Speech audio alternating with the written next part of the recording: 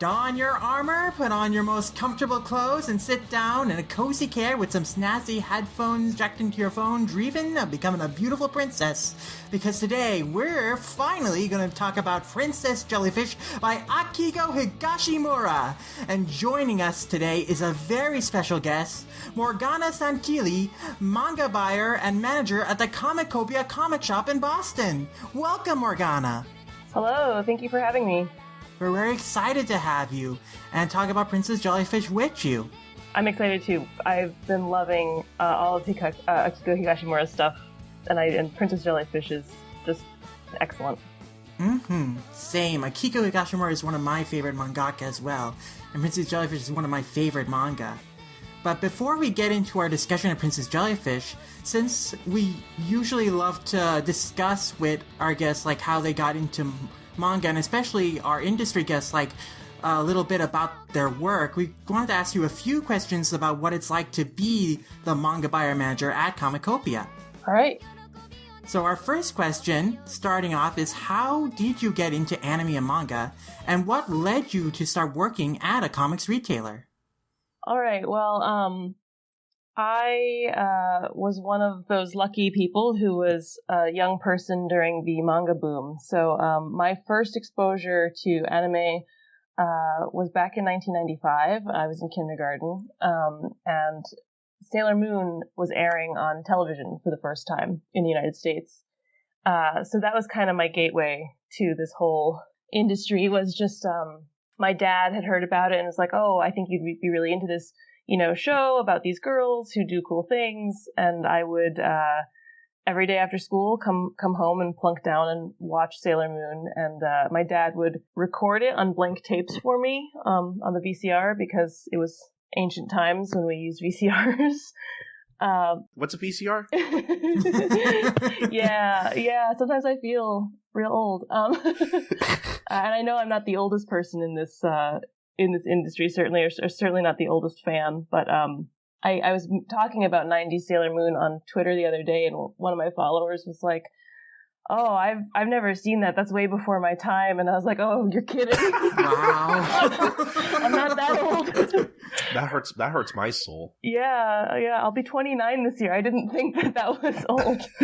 I mean, it floors me that there are apparently kids who watch Boruto that have never seen Naruto. Yeah, no, that's weird too. That's very weird. But yeah, that is really weird. So Sailor Moon was my first anime, and then a few years later, Tokyo Pop, which was actually Mix Entertainment at the time, I think, they published the Sailor Moon manga, and so that was my first comic book that was just mine.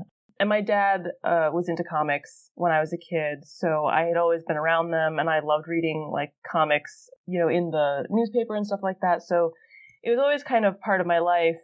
And I read manga all through high school, middle school and high school. Again, it was the manga boom of the aughts, so there was a lot of choice and a lot of options for me at the time, although there are a lot more now. Yeah. And what led to me being a comics retailer was kind of just chance. I went to school in Western Mass, and a bunch of my friends had moved to Boston, and my husband and I decided that we were going to move to Boston as well. And I didn't have a job. Neither one of us had a job, but he found one first, and I was still looking, and a friend of mine who has a lot of contacts in comics was like, "Hey, Comicopia is hiring. They could definitely use somebody who has some manga knowledge." And at the time, I had written for Amazing Stories magazine for a year, and I had done a couple pieces for the Mary Sue on manga, and I kind of just was like, all right, let's go down this path. It was not something I studied or anything in college.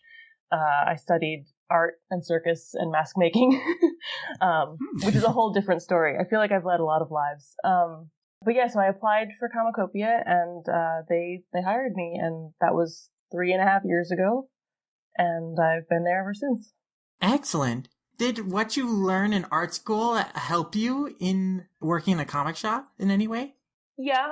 So I didn't really go to art school. I went to Hampshire College, which is a school that has no set majors. You kind of make your own course of study. And my advisor, who's a sculptor, also did some sequential imagery courses. And I TA'd for him in my final year at Hampshire. My final project at Hampshire was actually a circus show. So again, like I've done a lot of different things, but I do think that that taking those art classes and sculpture classes and also just sequential imagery courses definitely made me look at comics differently. It's helped my writing a lot, I think. Thinking about panel layouts, page layouts, I feel like I can be critical of comics better than before. It's not just, oh, do I like this or do I not like this? It's more like, okay, I can see what qualities are good about this and what qualities are less good about this, and I can be more even-handed as opposed to just reacting on my impressions. So that, I think, was definitely helpful. I'm the kind of person who thinks that every experience helps with the next experience. You know, you can kind of take a lot of things from all aspects of life and apply them to the next thing. So definitely, I do definitely think that having that background helps. Definitely. You can build up a lot of unique skills by having different experiences. Yeah. And I really enjoy your writing because of how you can look at comics from other angles, because you have such a foundation in art and in the language of art and sequential imagery. Thank you. I appreciate that. I definitely, again, I try to be really holistic when I'm reviewing things. I also think it's really cool that your dad actually introduced you to Sailor Moon and encouraged your love for it.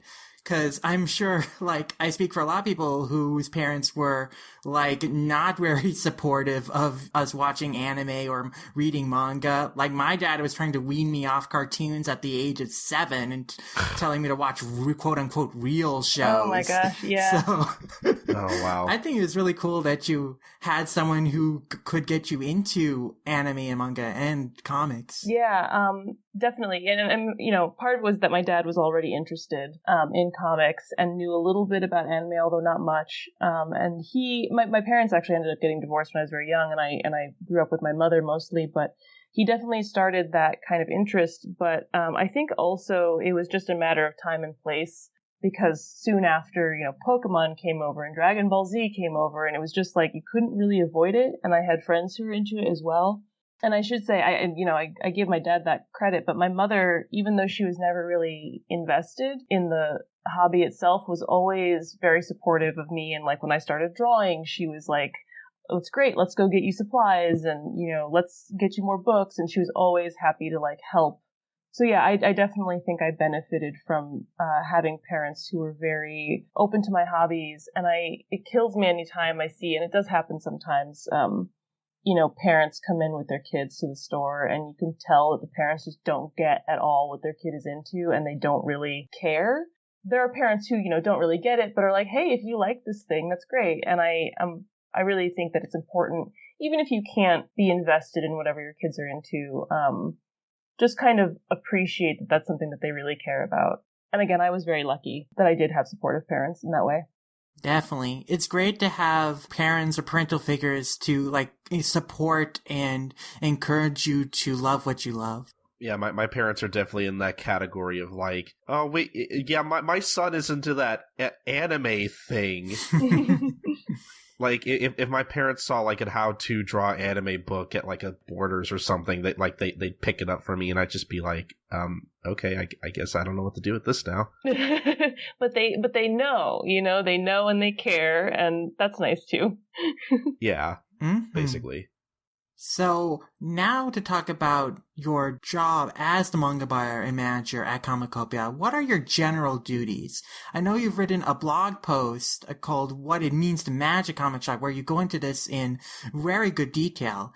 But to summarize it for our podcast listenership, what are your general duties as a manga buyer and manager? Sure, yeah. So a lot of them are just basic managerial duties that any retail establishment has. I coordinate my employees to some degree, although there are only 4 of us total, my boss and 3 employees, so there's not a whole lot of coordinating.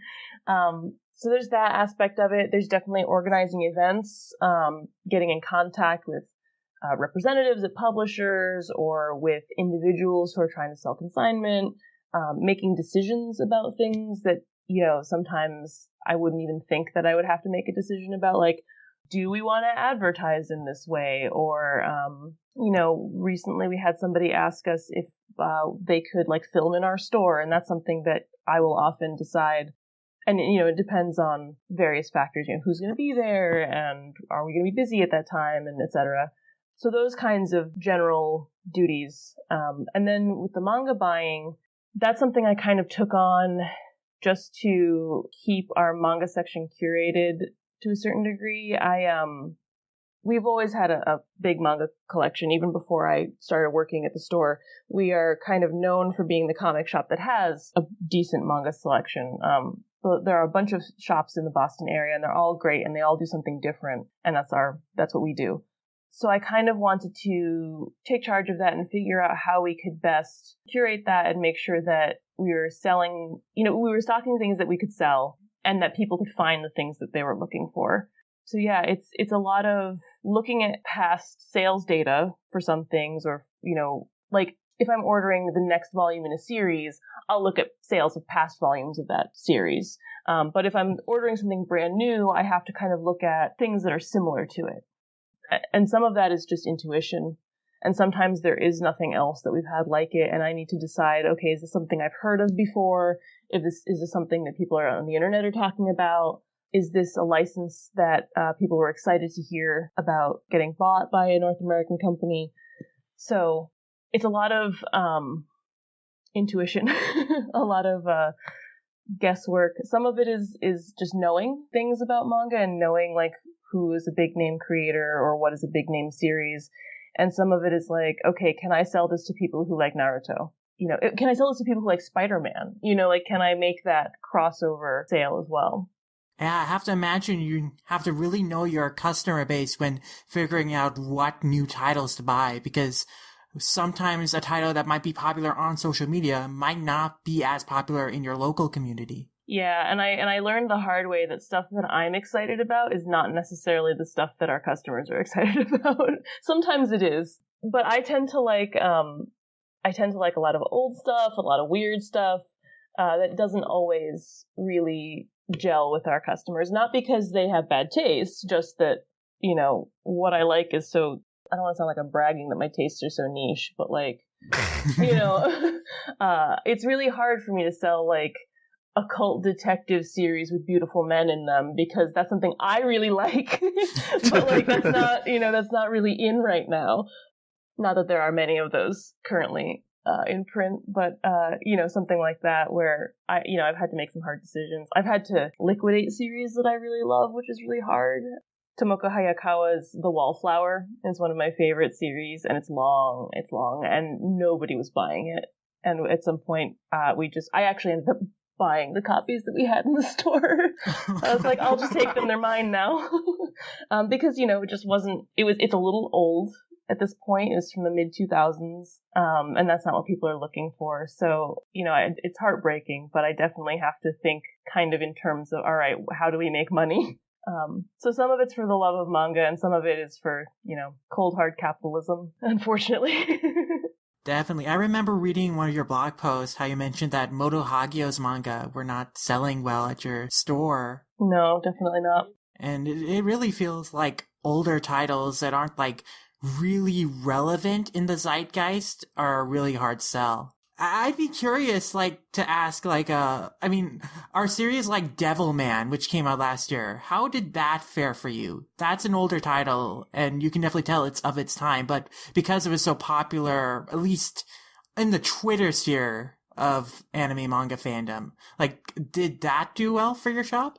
So that is a good question, yeah. So right before the Devilman Classic Collection came out, the hardcover, there were a couple Devilman spin-offs. And those did okay. They weren't huge sellers, but we sold some. And then Devilman came out, and it also did fairly well. It sold a few copies, but it is a $25 or $30 hardcover. Yeah. And I suspect that a lot of people who are really into Devilman pre-ordered it a long time ago, We definitely had people coming into the store who were like, oh, I hear Devilman's coming out, and I watched Devilman Crybaby, and man, it was crazy, and I really want to read Devilman. So yeah, there was some response to that. I was surprised. Seven Seas also put out Captain Harlock Classic Collection, and I did not think that would sell. I thought this is, again, it's something I really like, and I really care about, and I definitely am going to stock. But I did not think that it would sell, and we sold out of it. I only got a few copies for the first week it was available, and we sold it. That's awesome. Wow. We sold out. I was really surprised. And then it's not like a huge seller, but people do pick it up and look at it and buy it. And I think part of it is that it looks really nice. The trade dress is really nice. And another one we sell, again, not in huge numbers, but pretty steadily, is Queen Emeraldus, also by Junji Matsumoto. And I love that one, and I push that one all the time. But so every now and then it helps to like have things in the store that are kind of weird that you wouldn't necessarily see at like Barnes and Noble. Because then people come in and are like, I had no idea this existed. I want this. And even if they don't buy it right then and there, maybe they'll come back, you know, or they'll know at least that we try to, you know, carry as much as possible and have a varied selection. So yeah, some of the older stuff, it really depends on if people have heard about it or how it looks. Like I have not really been able to sell Claudine, which Seven Seas also put out, which I love. Part of it is that I don't feel like I can recommend it in good conscience to trans customers because it is pretty tragic. I love it though, and I do tell people like, here's the deal. This is real sad, but it's beautiful, and I love it. So yeah, it really depends, and sometimes there's no real way of knowing until you get it in. Some things are a sure seller. Usually, like Junji Ito stuff, we can sell. It's easy. Like we'll order how many ever copies we want, and we'll sell them, and we'll keep. I mean, the Uzumaki collection has been in print for years. And we still sell multiple copies a month. Like they just keep going and going. Yeah, because that's awesome. You know, yeah, it's universally appealing, I think. I'm very happy that Junji Ito has had this huge resurgence in popularity in the last couple of years. Because it felt like a decade ago, like his work was not as widely distributed or discussed in mainstream comics community, but now I think it's been really embraced, and I'm really happy about that. Yeah, I think part of that is just that there's a lot more manga than ever before. And I think that more people are open to reading manga than were before, maybe. I know that like when I was a kid, Uzumaki was in print. It was in single volumes. And I never read it or Gyo because I thought it was too scary, right? And now it's like I can't get enough horror manga, and I can't get enough Junji Ito, especially. I love his work. So I think there's a certain amount of aging up that manga readers have done, which has helped that a little bit. And I think that Junji Ito's stuff is something that I do see selling to people who don't read a ton of manga, because they've heard about him and they've heard that he's a really good horror creator. And I do think our store in particular has a lot of people who like horror comics. So Very cool. I also think publishers have been doing a great job of packaging classic manga in terms of making really striking cover designs. Because I think those really catch people's eye and make them curious about it. And even if, like, in the interior art definitely shows its age, like, just a really good striking cover does a whole lot in catching people's attention. So I think Viz and Seven Seas have been doing a really good job with that with their classic titles. I agree. I definitely think that it's important to have not only a striking cover, but a spine that is very, like, well, you know, you can see it, it's well designed, and people are like, what is this? I've never heard of this. So yeah, and it's a remarkable number of people who have come in and haven't heard of Uzumaki, which I think is, and people who like manga, you know, who do read manga, who've never heard of Uzumaki, which I always find is really interesting. A lot of people think it's Naruto. I mean, it's easy to make that mistake, I guess. I'm like, no, guys. It's really, really not. The prequel to Naruto. The secret of how the Rasengan was made. The spiral. I guess that's why his headband has that little spiral on it, right? Yeah. The lost history of Naruto. It's a conspiracy. Oh my goodness. But yeah, I'm also really happy to hear that Leiji Matsumoto's works have been selling very well for you, because I'm a big fan of his as well. I'm looking forward to Space Battleship Yamato coming out later this year. Hopefully that does very well too.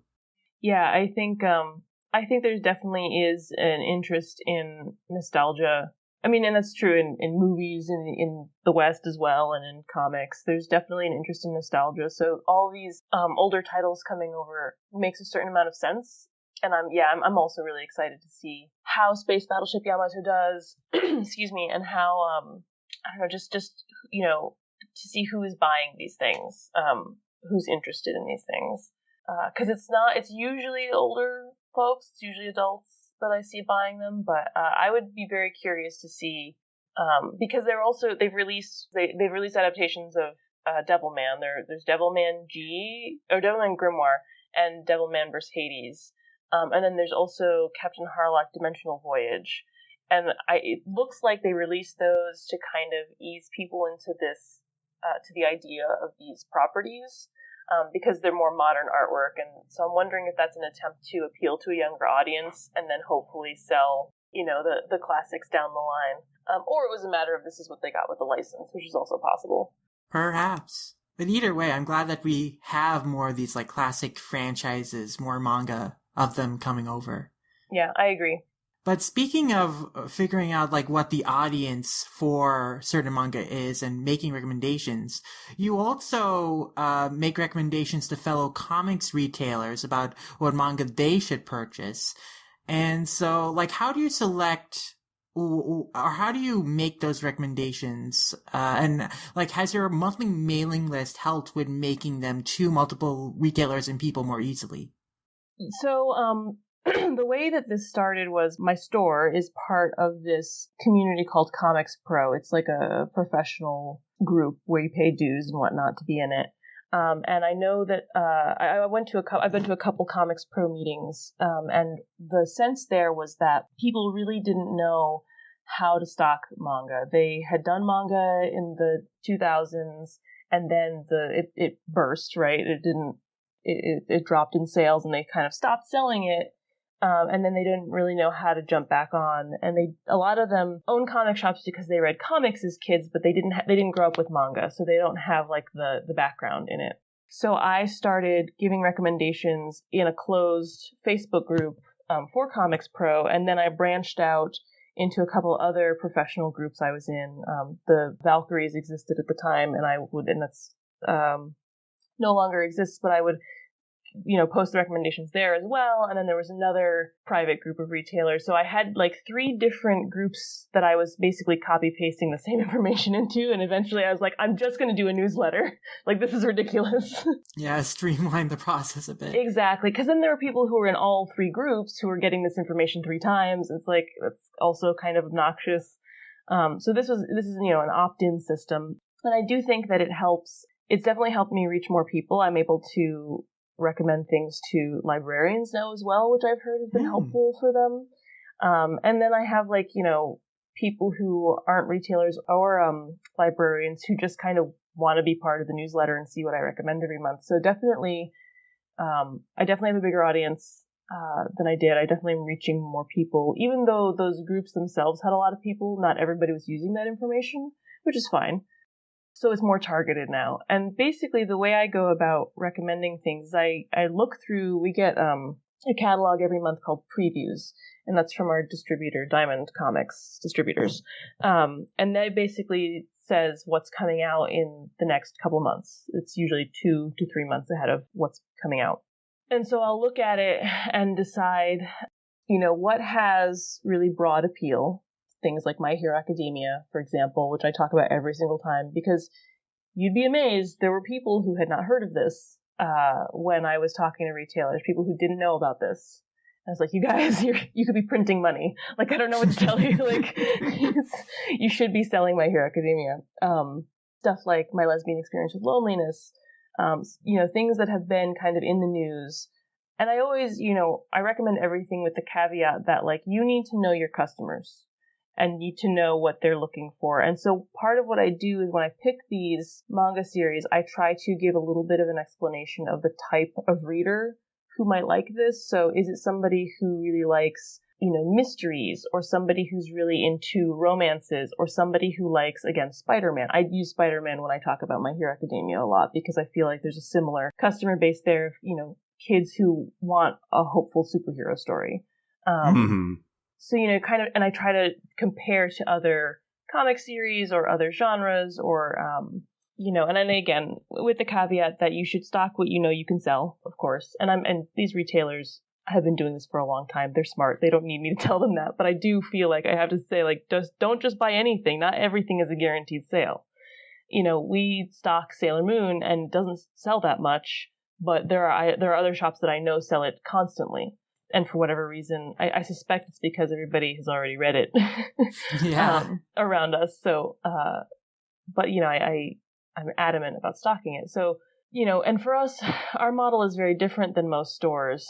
We try to stock not everything that's in print, but a good selection of everything that's in print. We really, I think I was looking the other day and we have something like 4,500 SKUs just for manga. So we really stock to the teeth, and not every store can do that. They can't dedicate the space or the time. I also recommend for other shops to, if they don't want to read the manga themselves, have somebody on staff who does, because some of selling manga is hand selling. I think it's easier to sell itself sometimes than other comics, because you can see them all. They're displayed really nicely next to each other, whereas comics and graphic novels sometimes get lost on the shelves.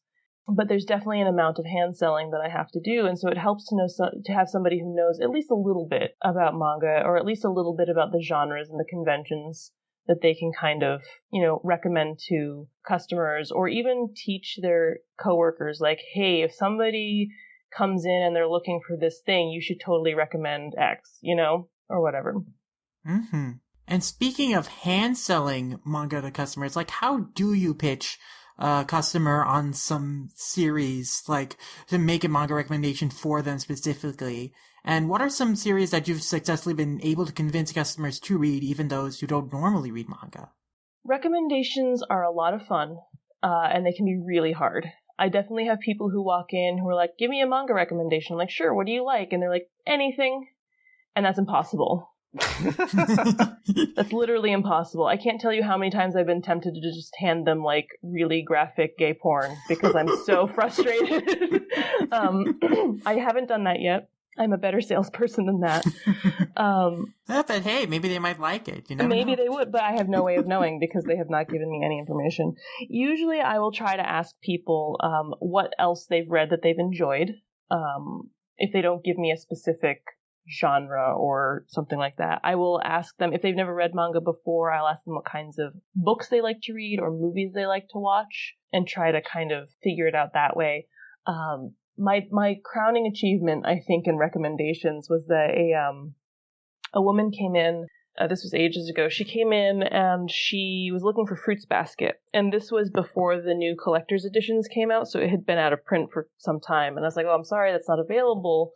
It's out of print. How did you hear about this?" And she said that she's never read manga before, but was looking at some list of, I don't know if it was comics or books or whatever, and this came up and she thought it sounded interesting. And then she's like, well, can you recommend me anything else? And I was like, shoot, there's like nothing really exactly like Fruits Basket. It's pretty, it's pretty distinct. And so I took a chance and I said, I really enjoy A Silent Voice. And it's a nice short series. It's 7 volumes long. It's pretty emotional and dramatic in a way that, Fruits Basket is also. And I think I think you might like it. And so she read it. She bought the first volume, and then 6 months later or more, we were working an event, and she came up to me and she's like, hey, you recommended A Silent Voice to me, didn't you? And I was like, oh yeah, I think I remember doing that. And she said, I loved it.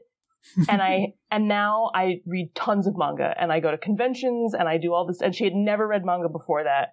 And so that was like the best thing I'd ever heard. That's awesome. Yeah. And that was really me taking a chance and, recommending something that I think had broad appeal, but that I also really enjoyed and could talk about. And I think, again, having that knowledge is helpful, and knowing what you're recommending is helpful. I have a lot more success selling things that I've read and enjoyed than I have selling things that I have not read, which I do. I mean, I have done it before. I can still make recommendations on things I haven't read if I know something about it. But definitely, and being honest too, like if somebody says, well, what do you think of this? Saying, it wasn't really my thing, but if you like X, Y, and Z, you might like it. I think that being honest is a lot more than giving a hard sell, a lot more important than giving a hard sell. I think it works better because people don't think you're, trying to take their money, basically. Yeah. If you're passionate about something you like, I think you can communicate that more easily than if you're trying to upsell something that you're not passionate about. Because your enthusiasm and your genuine love for what you're discussing, I think, will come through. Yeah, and I love giving recommendations. I especially like giving recommendations to preteen and teenage girls. We don't get a ton of them. I feel like a lot of our customers are older. We're near Boston University, so we get a lot of college students and older. So I get really excited when we have teenage girls in the store and they ask me for a recommendation because I'm like, this is the best.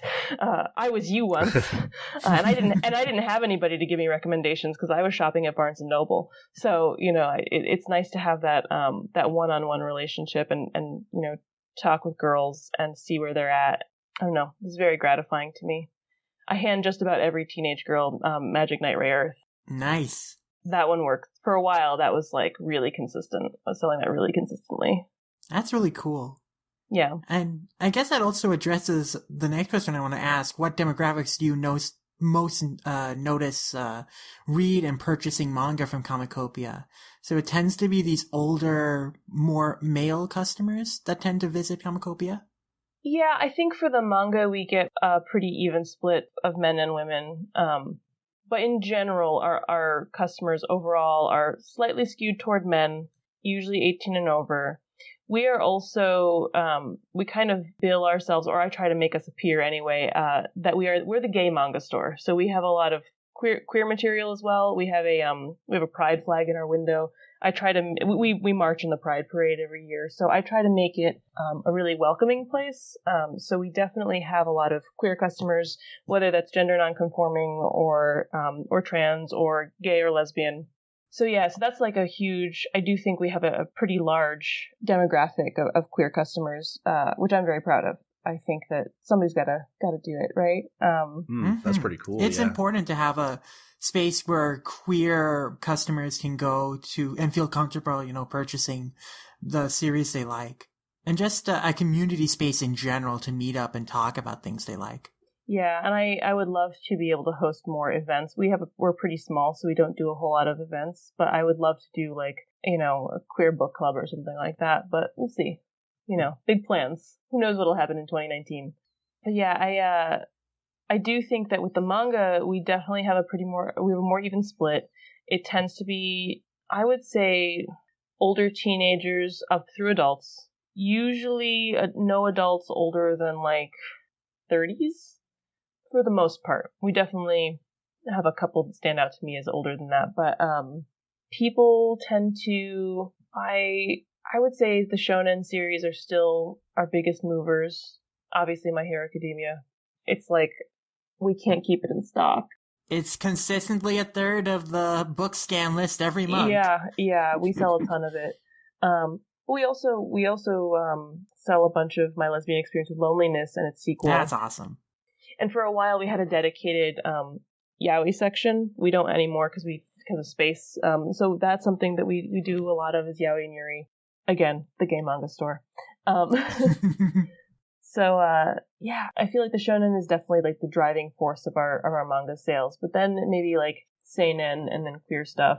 Shoujo is probably at the bottom, unfortunately. I tend to like older shoujo series, so I don't know if this is a personal bias, but I think part of it is just what's coming out is not necessarily appealing to our customers. And again, a lot of those customers are men, so I think there is, not that men don't read shoujo, obviously, but I think that a lot of them are more interested in the action series or, kind of those deep series that deal with, the question of life, as opposed to, or whatever, stuff that I haven't read in a long time because I got over it. But you can say it for the intellectuals. Yeah, exactly.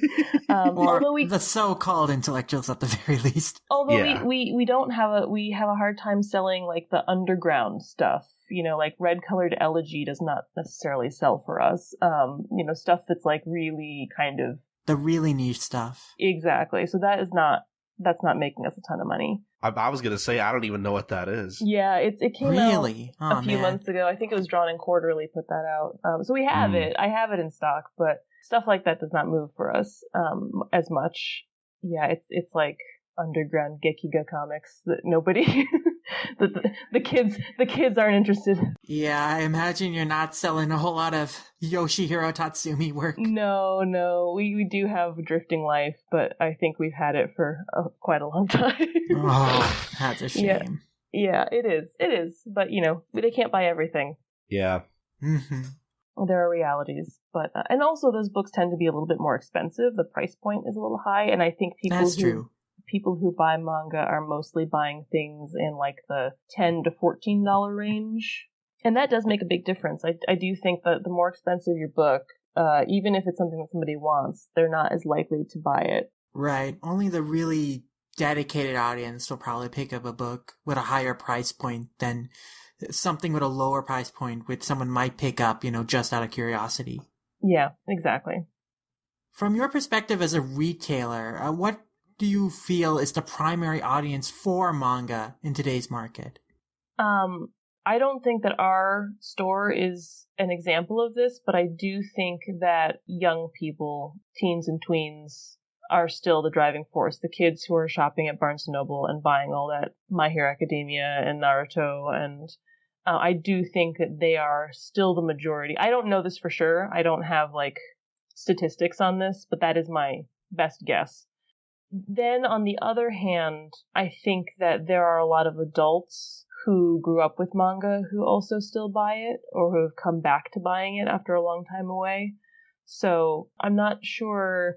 I also think a lot of adults, and I'm talking about millennial adults, people my age, I think a lot of us don't have necessarily a ton of, extra income for collecting a lot of books. So I think that's part of it too. But definitely I think kids with expendable income, who get money from their parents, or who, maybe have a part-time job if they're teenagers, something like that.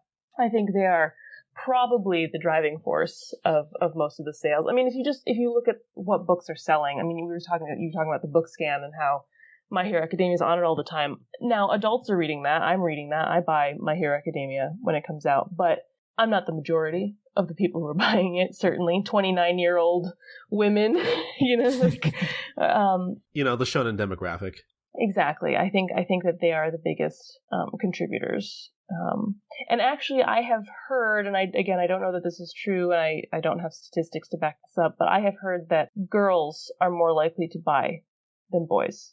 I have heard that, and I don't know if that's something to do with the culture of collecting things, and that girls collect more, or and this is totally, again, I have no evidence to back this up, but I have heard that this is the case, that women, and this is all comics, I think, women are more likely to buy the stuff that they're reading than men, and I don't know if that's talking about scanlations in particular, or what, but I thought that was a really interesting statistic. So, and I mean, as somebody who had a Shonen Jump subscription as a 13-year-old girl and has a Shonen Jump subscription now, I can absolutely tell you I was collecting lots of manga, and I was buying in large quantities when I had a very disposable income as a teenager. So that makes sense to me. Though I wonder that it seems that the older end of your customer base at Comicopia are in their late 20s and stuff, and people that were probably around for the manga anime boom of the late 90s, early 2000s.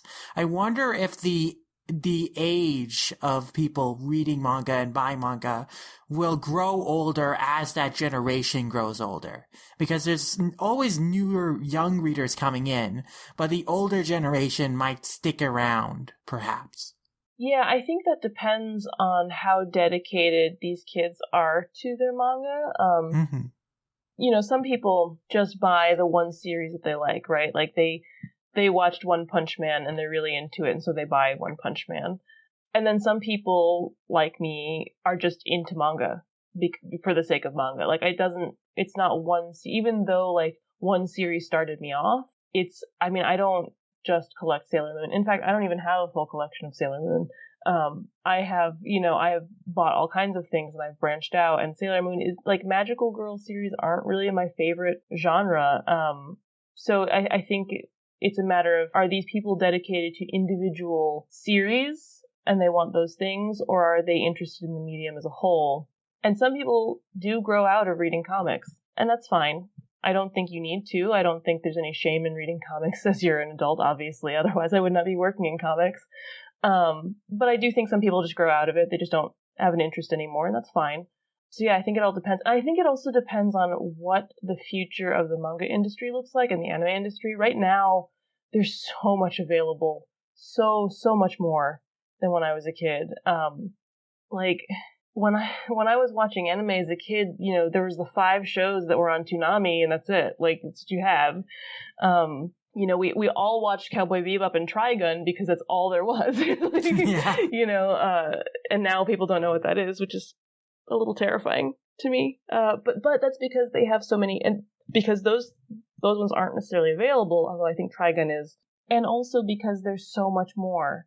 You know, you have several streaming sites that are trying to get their hands on anime licenses, and you don't have to just sit there and watch whatever's on. You can watch, you know, if you just want to watch like shoujo romance dramas, you can do that. If you just want to watch action series, you can do that.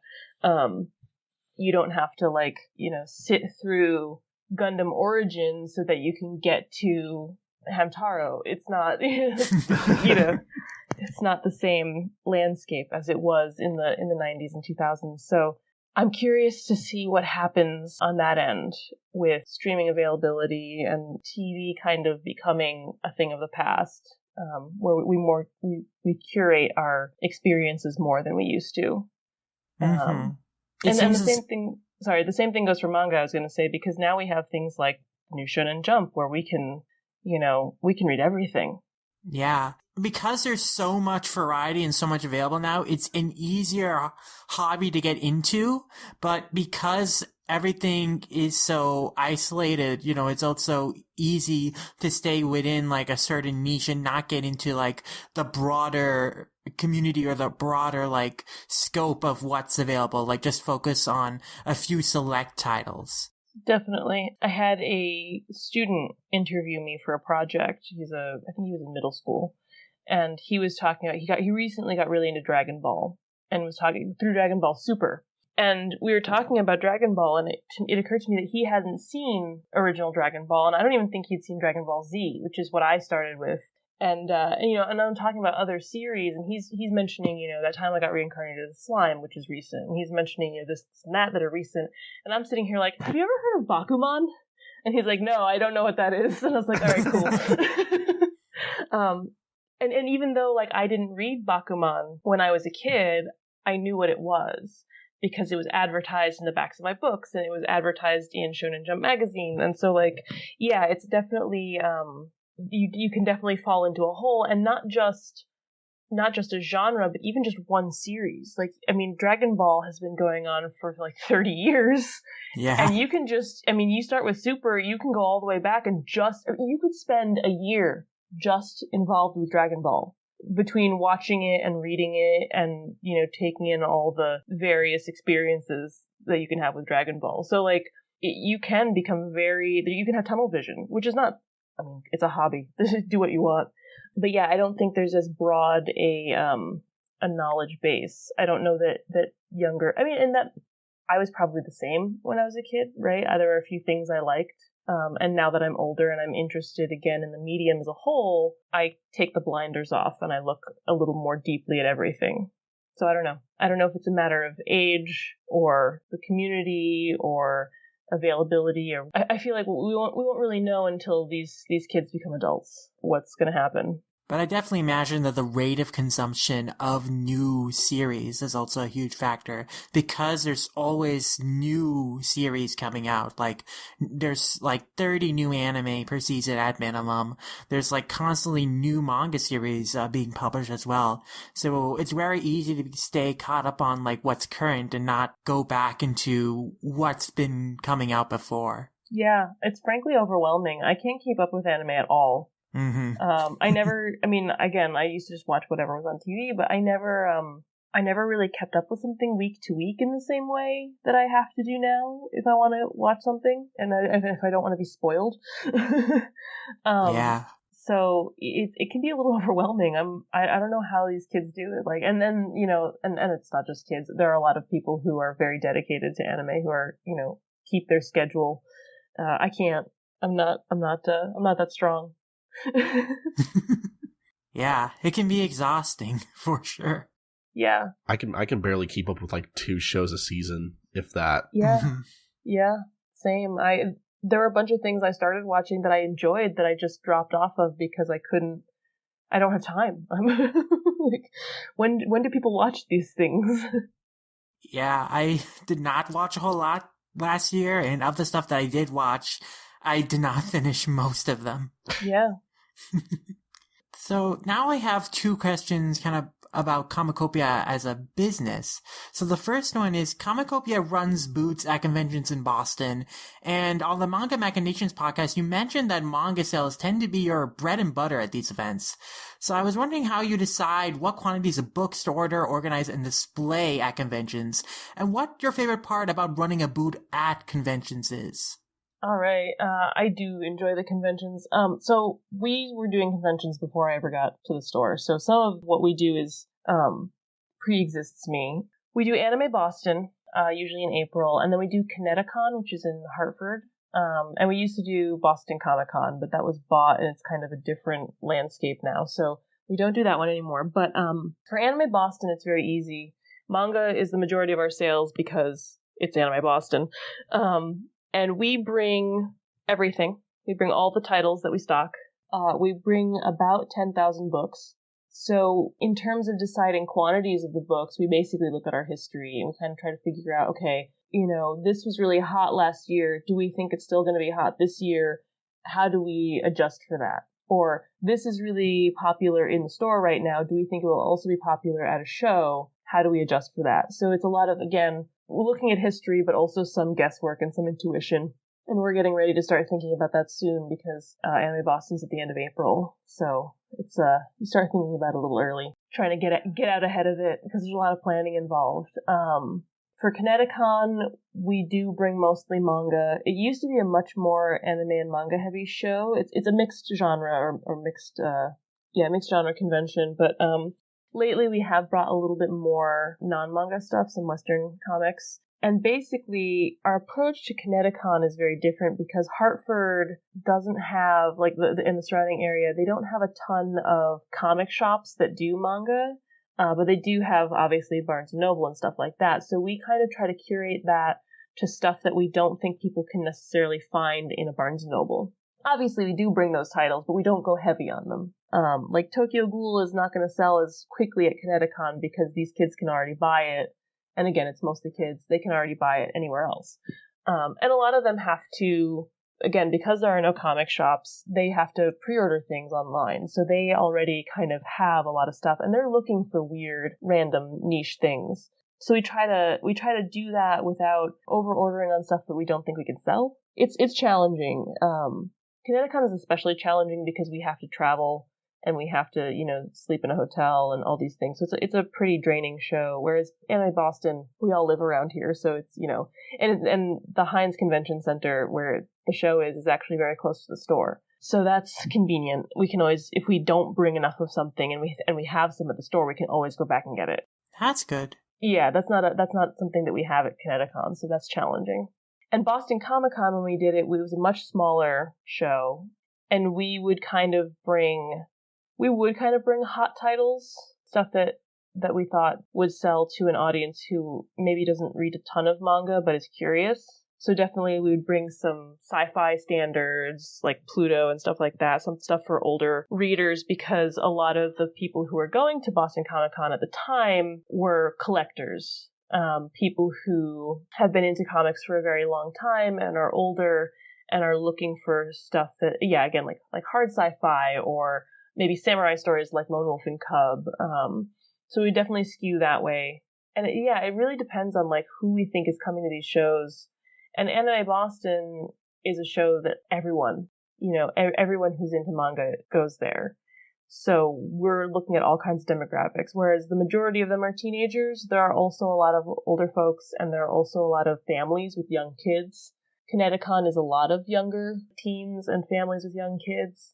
And Boston Comic Con was a lot of older folks. So it's really a matter of who was their demographic, why do they read manga, do they read manga, what are they into? Yeah, it can be challenging. in terms of what I enjoy about the conventions, I think that for the most part, the customer experience is very different. The people who go to conventions really are excited to be there and are very, they're usually very kind and very generous with their like praise. I don't want to say praise, but like they're very thankful. You know, if we don't have something, they say, oh, you know, that's okay. There's not a lot of like, why didn't you bring that? Or why, you know, or there's not as much argument as you might have in a regular retail. Not that the majority of our customers are wonderful in the store. But every now and then, you know, you deal with a customer who is a little difficult, and that doesn't happen as much at the shows. And I think part of that is just because people are excited to be there with their friends, and there's so much stimulation, and they're so excited, they're happy to get whatever they can. So that's really gratifying. And also just everybody's having so much fun. I love watching people at conventions and seeing all the awesome cosplays and all the like effort that went into like everything they're doing. And also because I'm a little bit older than most of the people who are going to cons, it's almost nostalgic to see like, oh, I was you once. Again, it's like selling things to, you know, to the teenage girls, where you look at them, I remember what it was like, you know, like to be with my friends, and everything seemed really dire and exciting, and, you know, and you're real tired, but you're having a great time, and you wore the wrong shoes, but you're going to keep wearing them anyway. And I don't know, it's very, I do feel a really big sense of community when I go to conventions, even if like people who are, you know, even if con goers find problems with the show, I usually have a good time. Because again, I get to people watch, and I get to, you know, work with people who are genuinely excited. And we have a great staff of volunteers who help us, especially at Anime Boston. It's a huge, I mean, we have 9 booths at Anime Boston. We're the biggest non-animation company, basically. It's like, I think Funimation is bigger than us, and Crunchyroll, and then us. That's really impressive. Like, you're standing toe-to-toe with big companies. Yeah, I mean, we bring 16 bookcases. Again, like I said, 10,000 books. Oof. Wow. Yeah, it's so we're huge, and there's a lot, and so we have a lot of volunteers, up to 18 volunteers. And they all have a good time, and they're really great at, you know, making sure the shelves are stocked and making sure people are helped. And my role is usually, if you have a question, ask her, because she knows what we're stocking. You know, like she knows everything. Whereas a lot of them are more helping with the physical labor, and sometimes with recommendations as well. But so it's nice to kind of be the point person and be able to be like, yes, I know what you're looking for. That's out of print. Sorry. Good luck. Yeah, I don't know. Overall, it's a very fun experience. It sounds like it. It's a lot of work. I imagine. Like, how much in advance do you have to plan out for conventions? At least a month. I feel like usually we start our like order meeting and planning at the end of, like this year it'll probably be like at the end of February or beginning of March. Anime Boston is at the end of April. It's April 19, 20, and 21, I think, this year. So yeah, usually about a month. We need to get all the ordering done and make sure we get our books in time. But we also don't want to get them too early, because then we have a lot of books hanging out around the store. Again, we're very small, and we do have storage. We have a storage unit in the building that we're housed in, but again, we bring 10,000 books. So it's a lot. And of those 10,000 books, like, how much sales do you tend to get at conventions? I don't know the exact number, but a lot. I mean, thousands. Wow. Thousands of sales. Wow. Yeah, we have 2 registers at Anime Boston.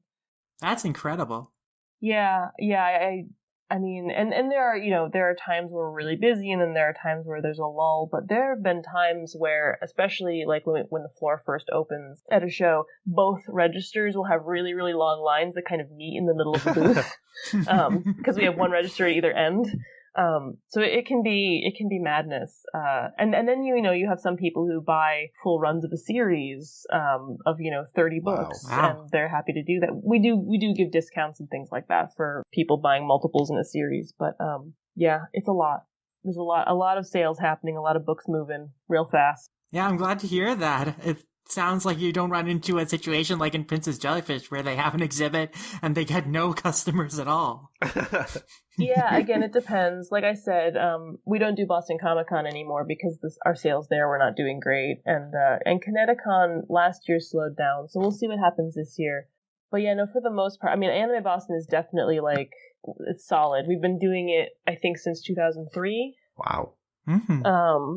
And it's been, we've increased our sales basically every year, for the most part, and I, I'm grateful. We're definitely the popular, one of the popular booths, I would say, at Anime Boston. That's awesome. It sounds like Comicopia is in a really healthy place as a comic store, but this leads into my next question, in that with the rise and increasing dominance of online retailers like Amazon, how are comic shops staying competitive with them? And what strategies have you employed at Comicopia to encourage repeat business and build a strong customer base and community? That's a really, really good question. And a really hot button topic, I think, in the comics retail industry right now. You were saying we sound like very healthy as a comic shop, and it's true that our convention presence is very healthy. I think our store presence is much slower. We are kind of tucked in a corner. We're very close to Fenway Park, which is nice, but we are kind of tucked away, so sometimes people don't know where we are, and that can be a real challenge for us. And my boss actually owns the space, so we don't have to pay rent, but if we did have to pay rent, the rent in Boston is very high. Mm-hmm. It's extremely high, so we can't really move either if we wanted to. So there are definitely challenges being a storefront as opposed to just working conventions. And I know that a lot of stores have been struggling, and we've already heard of several stores closing at the beginning of this year. Not in Boston, but in general, in the country and in the world.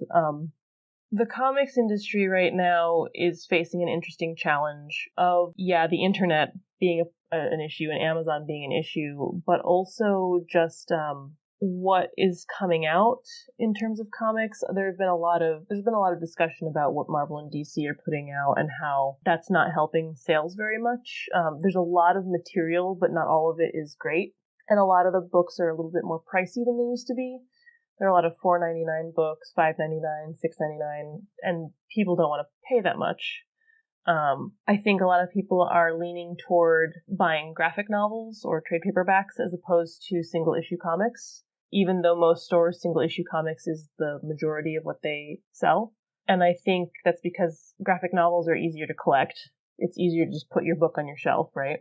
And they're more easy to access. They're easier to find. You can find them at Barnes & Noble. You can find them on Amazon. You can find them anywhere. I think some people are going digital, reading stuff through Comixology or other digital comics readers like that, like Shonen Jump, for example. So there are a lot of those kinds of issues cropping up. And what I've seen most stores do is diversify. So they are trying to find products that they can sell that expand on just their comics. So whether that's going into, Funko Pops or action figures or board games are very popular right now.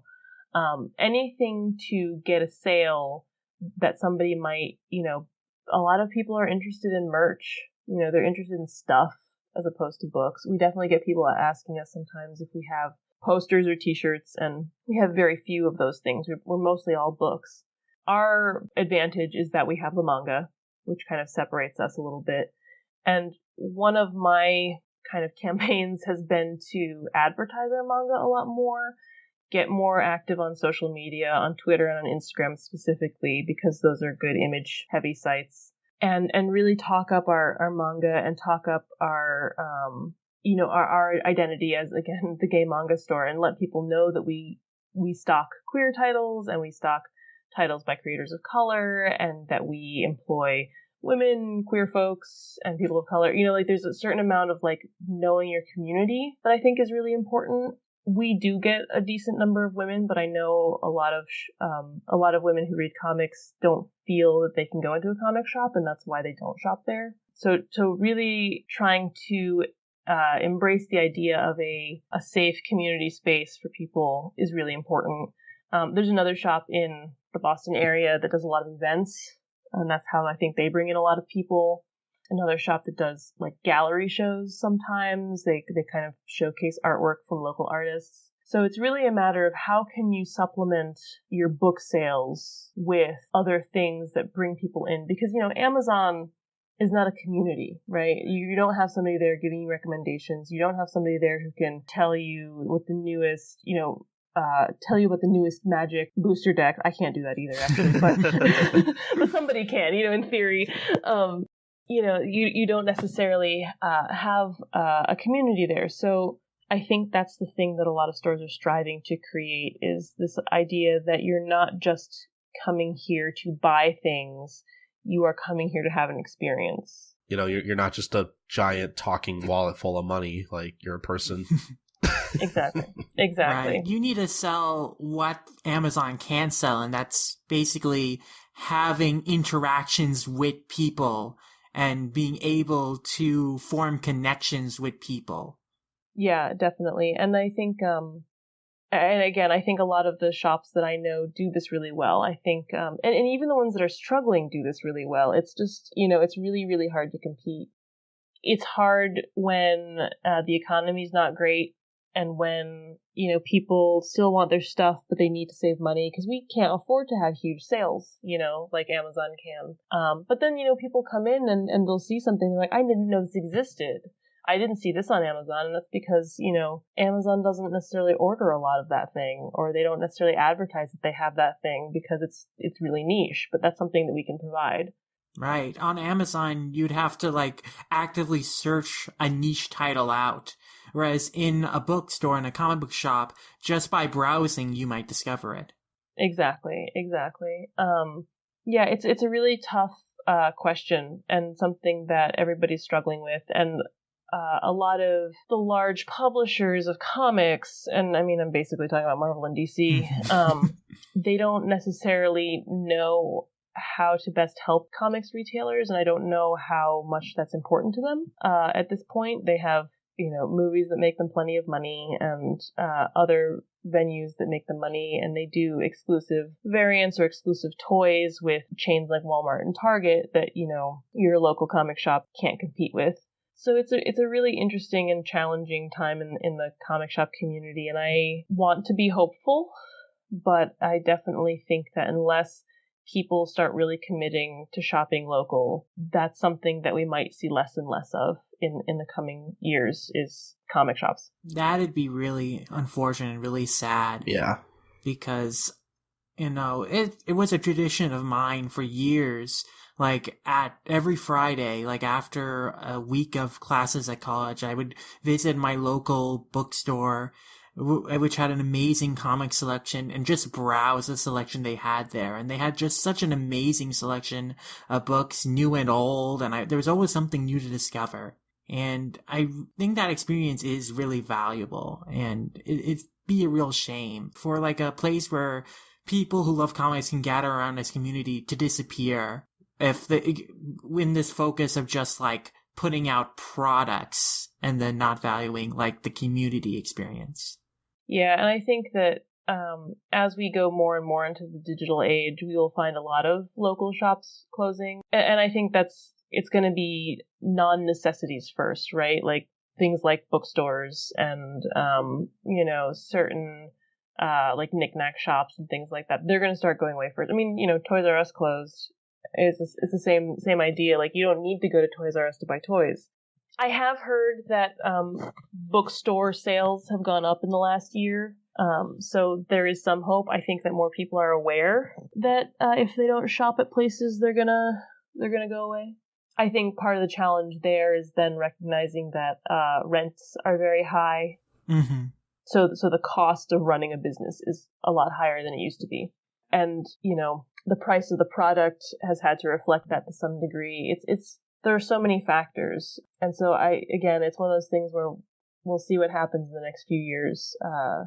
But I'm really hoping that more people, give their comic shop a chance. Not all comic shops are created equal, right? They're not all going to be great places. And again, I sympathize a lot with anybody, especially women, who have walked into a comic shop and immediately felt unwelcome, because that absolutely has happened to me. Which is hilarious. I'll walk into a shop with my husband, and people start talking to him. Except that I'm the one with the comics experience. Not that he has none. He definitely reads comics, but it's interesting. And then I'll start talking shop, and everybody looks a little bit startled for a second. Like, wait, the girl knows things. What, you read comics? I do read comics. I cannot tell you first appearances of literally anyone because I don't care, but I do read comics. Believe it or not, you don't need to even read superheroes to know things about comics. That's a thing that I've learned. There are other comics besides superheroes? Whoa. It's true. I thought that's all Western comics were. I mean... And did you know that manga and superheroes and like hoity-toity literary graphic novels are all comics? They're all comics, you guys. Whoa. What? Are you sure? Like, I thought they were called graphic novels. Nope, they're all comics. I hate that distinction so much. They're all comics. I don't care. It's comics. Yeah, I'm glad it feels like we're kind of like slowly growing out of that. It feels like. Yeah, I think at least a little. I like to think so. I get less of that, and usually it's people who don't read a ton of comics who are like, oh, I don't read comics, I read graphic novels, and they want those like travel logs of Burma type graphic novel stuff. Not that there's anything wrong with those, but that's what they read. That's it. I don't read comics. I read graphic novels like Watchmen. I don't know if you've heard of it. Jesus. Everybody's even Alexandria Ocasio-Cortez has heard of that one. It's got to be pretty popular, right? Oh, yeah. This is my confession, my comic shop confession. I have not finished reading Watchmen. I've read like 3/4 of it, and I marathoned it right before the movie came out because I hadn't read it and I wanted to read it before I saw the movie, and I never finished it. And at this point, I don't think I ever will finish it. Hey, that's better than me. I've never read it or watched it. Actually, it just I don't know. I just never really got around to it. You're still valid. Yeah. I'll tell you that. There are a lot of people who tell you you're not. I'll tell you you're valid. I had a customer once who is a big manga reader, and one day he came in and he was like, my friends tell me I don't really care about manga because I haven't read Akira. And I was like, well, that's nonsense. I said, I think I used stronger language than that, but I was like, listen, this is a hobby. You don't have to read anything. I am the manga person here at the store, and let me tell you, I have not read all of Akira yet. You don't have to do anything. Yeah, people should read what they enjoy. Having these lists of, oh, these are what you must read in order to consider yourself a comic fan, lists are really bullshit. Yeah, no, I hate that a lot. I hate it a lot.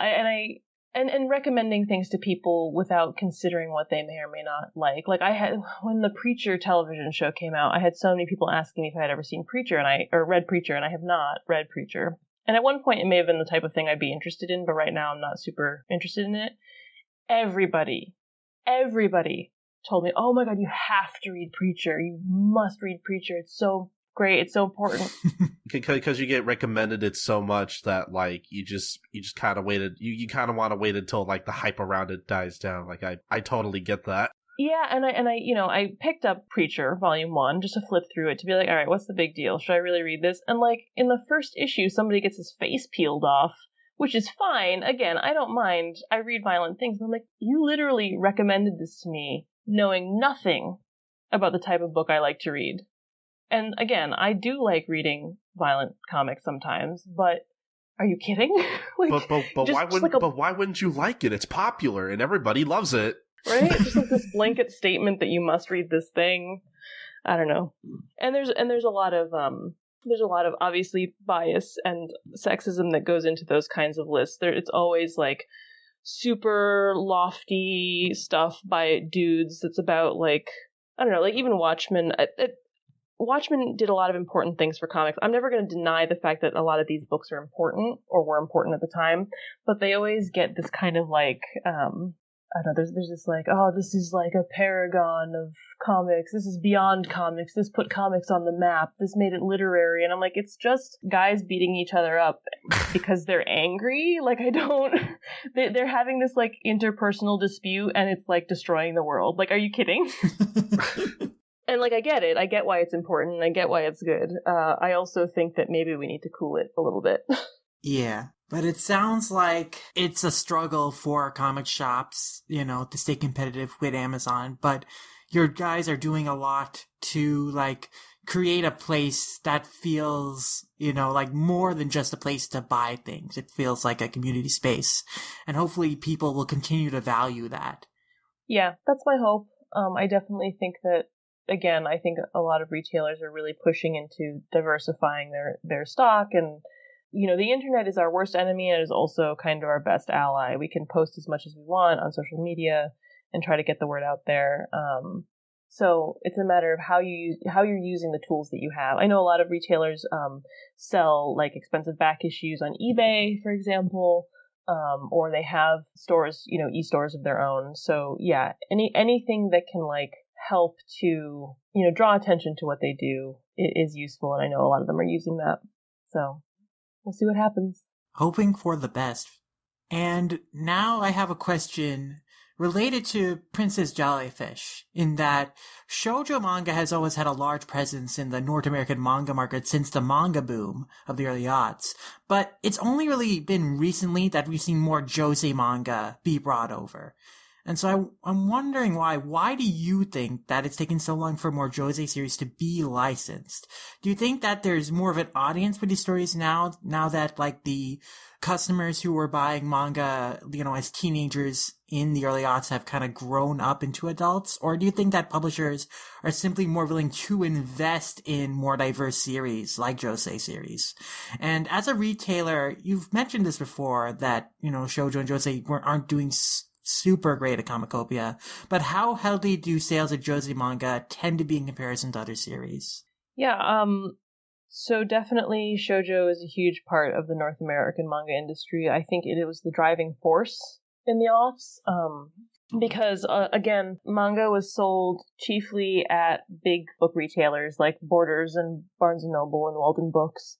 And the people who were shopping at these places tended to be girls and women, because these are in shopping centers, in malls. They're not necessarily, in comic shops. They don't have to go into comic shops. So these are more open, welcoming spaces that women are already shopping in. So I think that made a huge difference.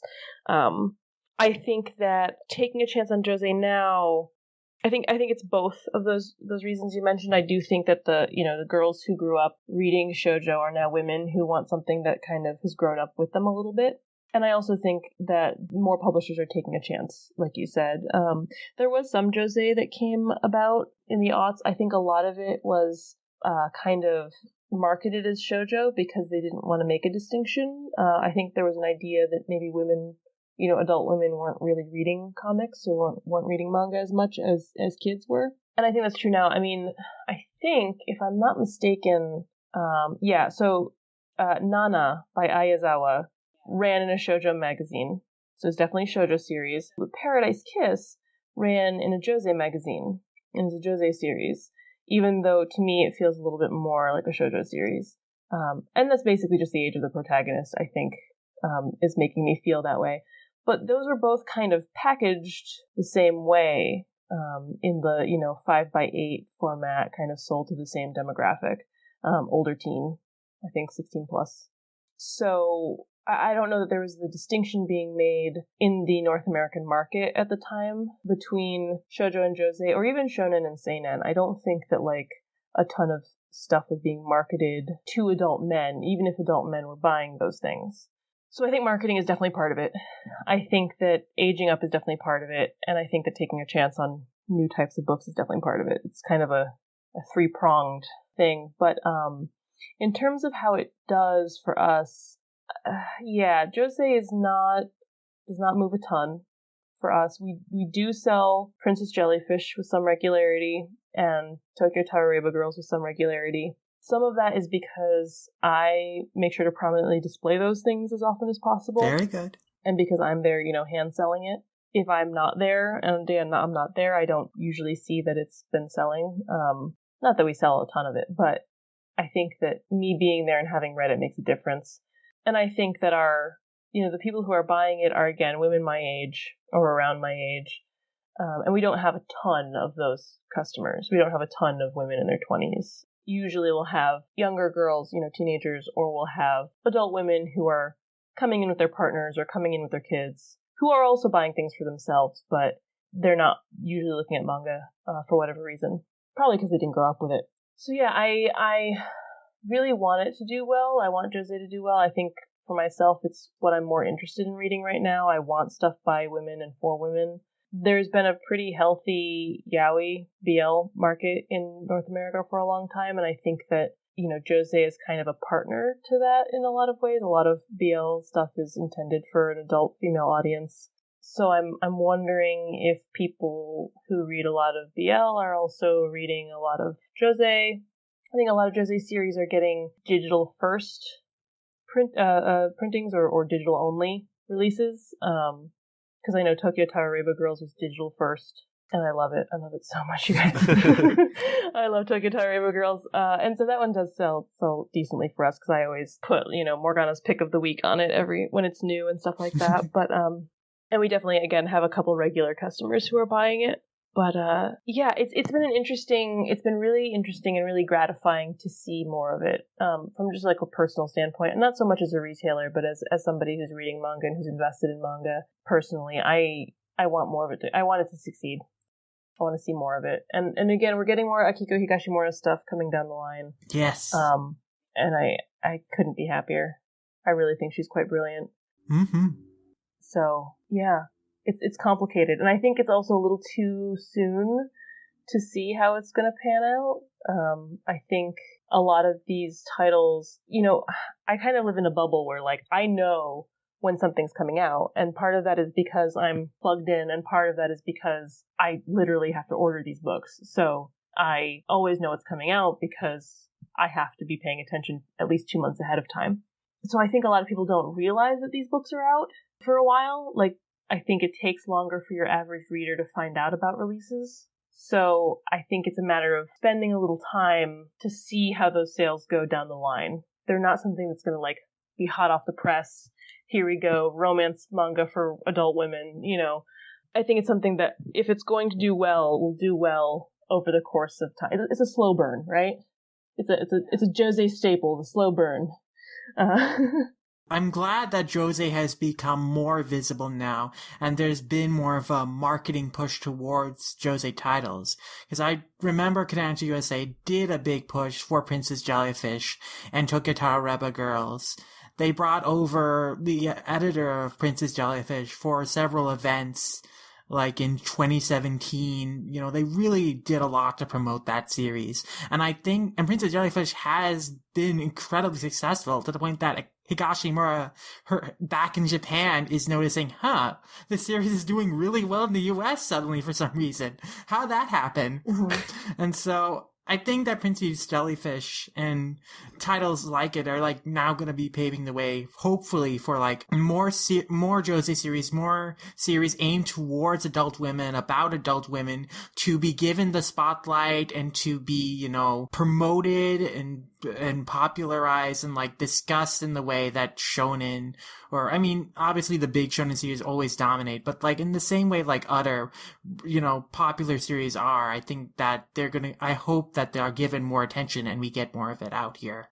Yeah, I think the great success of Princess Jellyfish as a Jose series is that it's extraordinarily relatable. Mm-hmm. I think that the women who are reading it, and I've sold it to men as well, plenty of them, but I think the women who are reading it really understand that experience of being a weird otaku, even if they've, figured out how to socialize and do things that the Amars have a hard time doing. I think that it's very it's an experience that we can all kind of relate to, just kind of taken to the nth degree, right? Yeah.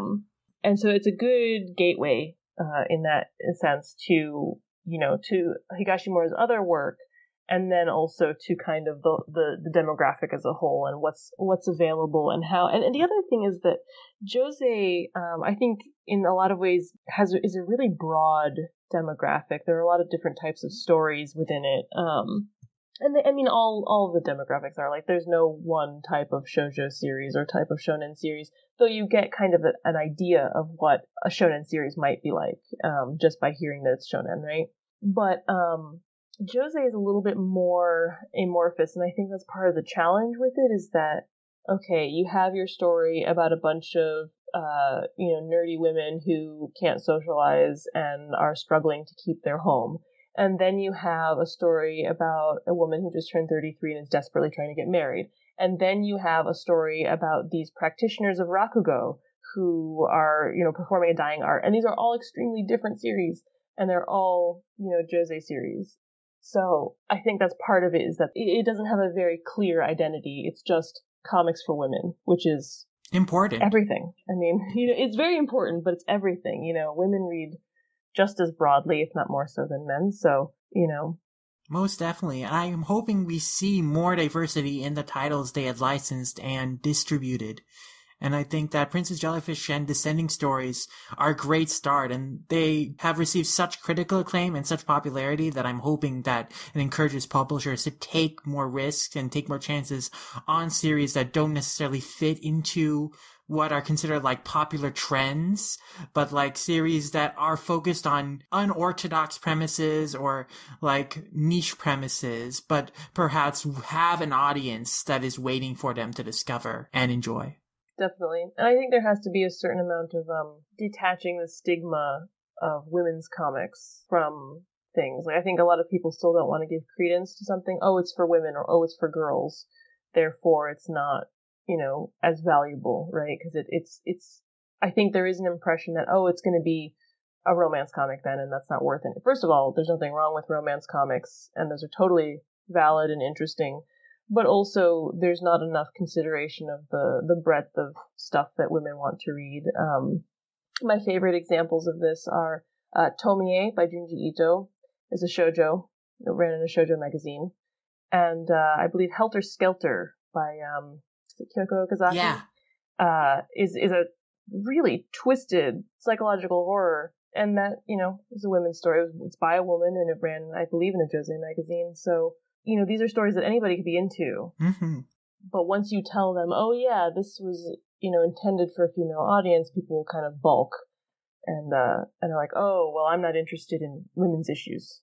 It's this weird misconception because horror has always been an extremely popular genre with female audiences, not only in manga, but in film as well. So I'm glad that now, like, publishers are kind of realizing, oh, horror is popular with women but it's always been popular with women. And so. Absolutely. Yeah. So I'm glad that there's more diverse titles coming out, and like there's more attention that is being paid to what women want to read and what women have always been reading. Yeah.